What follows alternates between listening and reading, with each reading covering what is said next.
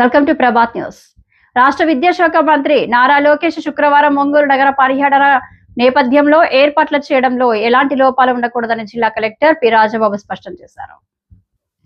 గురువారం ఆయన ఎమ్మెల్సీ మంత్రి వెంకట సత్యనారాయణరాజు, ఒంగోలు, కనిగిరి, గోపాలపురం ఎమ్మెల్యేలు దామచల జనార్దన్ రావు, ఉగ్ర నరసింహారెడ్డి, మద్దిపాటి వెంకట్రాజు, రాష్ట్ర పర్యాటక అభివృద్ధి సంస్థ చైర్మన్ నూకసాని బాలాజీ తదితరులతో కలిసి వీటిని పరిశీలించారు. ముందుగా కిమ్స్ ఆసుపత్రి జంక్షన్ లో సర్వీస్ రోడ్డు వెంట చేపట్టిన సుందరీకరణ పనులను పరిశీలించి నగరానికి చెందిన 20 మంది ప్రముఖుల విగ్రహాలను లోకేష్ ఆవిష్కరిస్తారు.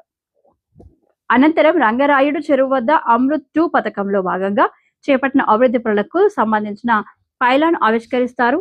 ఈ దృష్ట్యా సంబంధిత పనులను పూర్తి చేయడం, మంత్రి లోకేష్ చేత వీటిని ఆవిష్కరించడం లక్ష్యంగా అధికారులు ఏర్పాట్లు చేశారు.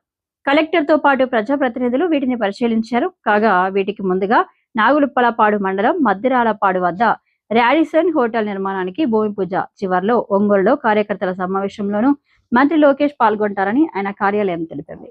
అధికారిక కార్యక్రమాల ఏర్పాట్ల పరిశీలనలో RDO Chandrasekhar Naidu, Ongole municipal commissioner Venkata Krishnaiah, corporation OSD Sankranti Venkatakrishna, municipal engineer Yesaiah, డిఈలు, ఏఈలు, ఇతర అధికారులు పాల్గొన్నారు.